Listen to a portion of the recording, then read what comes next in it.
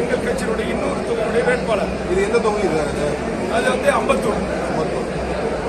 இது பாருங்க, உத்தரமேரூர்ல திரு ஜாகிர் ஹுசேன் எங்கள் கட்சியுடைய வேட்பாளர்.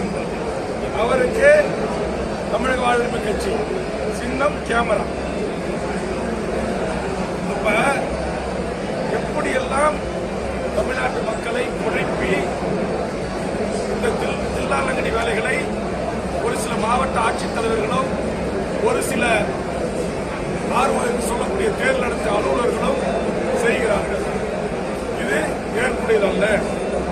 எல்லா கால்களிலும் எல்லா அச்சுகளிலும் இந்திய தேர்தல் ஆணையம் என்ற ஒதுக்கிய அந்த கேமரா சின்னத்தினுடைய வடிவம், இந்த கேமரா என்கிற தமிழில் எழுதப்பட்டிருப்பதையும் கேமரா என்று ஆங்கிலத்தில் இருப்பதும் தான் இடம்பெற வேண்டுமே தவிர இது போன்ற குழப்பங்களை விளைவிப்பது, எங்கள் வேட்பாளருக்கு முன்னும் பின்னும் புகைப்பட கருவி வருவது போல் அதை ஒதுக்கி வெளியிலே பட்டியலை தயாரிப்பது, ஓட்டிங் மிஷின் அப்படி செட் பண்ணதெல்லாம் இருக்கக்கூடிய ஒரு சில லஞ்சம் லாவணியில் திளைத்து பதவியை காப்பாற்றிக் கொள்ள, பதவியிலே அமர்வதற்கு, பதவி உயர்வுகளை அமர்வதற்கு, நல்ல பணம் கொழிக்கிற பதவிகளில் நாளை ஆட்சியாளர்கள் அமர்ந்தால் உங்களுக்கெல்லாம் இப்படி நாங்கள் விசுவாசமாக நடந்து கொண்டு எல்லாம் எப்படிப்பட்ட தில்லாலங்கடி வேலைகள் எல்லாம் செய்திருக்கிறோம் என்று எடுத்து கூறி பதவி சுரத்தை அனுபவிக்க துடிக்கிற பதவி வெறி பிடித்த சில அதிகாரிகள் விரலொட்டி சில அதிகாரிகள்.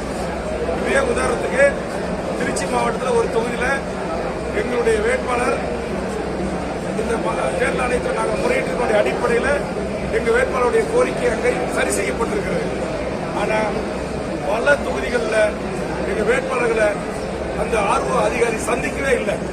சில இடங்களில் எப்படி மனு தாக்கல் ரிஜெக்ட் செய்யப்பட்டிருக்குன்னா இவங்க போயிருக்காங்க மனு கொடுக்க, அங்க காவல்துறை அதிகாரிகள் அங்க ரிட்டர்னிங் ஆஃபீஸர் பிஸியா இருக்கிறாரு, கொஞ்சம் வெயிட் பண்ணுங்க, வெளியே உட்கார வச்சிருக்காங்க. இவர் கூப்பிடாரு உட்கார்ந்துருக்கிறாரு. திரும்பி போய் அதிகாரி சந்திக்க முயற்சி பண்றாங்க. போலீஸ்காரங்க தடுத்து வெயிட் பண்ணுங்க, மீட்டிங்ல இருக்கிறாரு, ஸ்டூடெண்ட்ல இருக்கிறாரு அப்படின்னு சொல்லி உட்கார வைக்கிறாங்க. அதுக்கு பிறகு ஒரு உள்ளே முயற்சித்து போகின்ற போது உங்களுக்கான நேரம் முடிந்து விட்டது, அதனால் உங்க வேட்புமனுவை வாங்க முடியாது என்று 6ஆம் தேதி திருப்பி அனுப்பிட்டாங்க. எவ்வளவு பெரிய ஜனநாயக படுகொலை! ஆக இது போன்ற தவறுகளை செய்கின்ற தேர்தல் அதிகாரிகளை வைத்துக் கொண்டு தேர்தலை நடத்தினால் எப்படி தேர்தல் நியாயமாக, கண்ணியமாக, நேர்மையாக, வெளிப்படைத்தன்மையோடு நடைபெறும் என்கிற ஒரு மிகப்பெரிய ஐயம் தமிழக மக்களிடம் ஏற்பட்டிருக்கிறது. ஒரு பதிவு செய்யப்பட்ட இந்திய தேர்தல் ஆணையத்தால் கேமரா சின்னம் வாங்கப்பட்ட ஒரு கட்சியினுடைய 10% மேற்பட்ட வேட்பாளர்களுடைய மனுக்களை டிஸ்மிஸ் செய்திருப்பது என்பது இந்தியாவிலேயே இதுதான் முதல் முறை. அதுலயும் இப்ப நான் சொன்ன இந்த பெரிய கட்சிகளுடைய வேட்பாளர்கள் இந்த டிக் பண்ணலன்னா இவங்களே அதிகாரிகளே கூப்பிட்டு அவங்க கிட்ட டிக் பண்ண சொல்றாங்க, இல்ல இவங்களே டிக் பண்றாங்க. ஆம் இல்லைன்றதை இவங்களே எழுதிருக்கிறாங்க. வேணாவால இந்த அதிகாரியே எழுதியிருக்கிறாரு, துணை தேர்தல் அதிகாரி எழுதியிருக்கிறாரு. அந்த சாட்சி ஆவணங்கள் எங்க கையில் இருக்கு. ஆக இந்த அநியாய, அக்கிரம, அட்டூழிய ஒரு சில அதிகாரம் பிடித்த அந்த ஆர்வங்களுக்கெல்லாம் ஒரு சரியான பாடத்தை புகுட்டுகின்ற நடவடிக்கையிலே தமிழக வாழ்வுரிமை கட்சியில் இன்னைக்கு கடலூர் மாவட்டத்தில் ஒரு சம்பவம் நடந்திருக்கு. இந்த மாவட்ட ஆட்சித்தலைவருக்கு உங்க மூலமா கொண்டு வர குறிச்சிப்பாடி அந்த காவலர்களுடைய அறிக்கைக்கு பிறகுதான் சஸ்பெண்ட் செய்யப்பட்டிருக்காங்க. ஏற்கனவே பேருக்கு ஒரு எஃப்ஐஆர் ஆரம்பிச்சாங்க.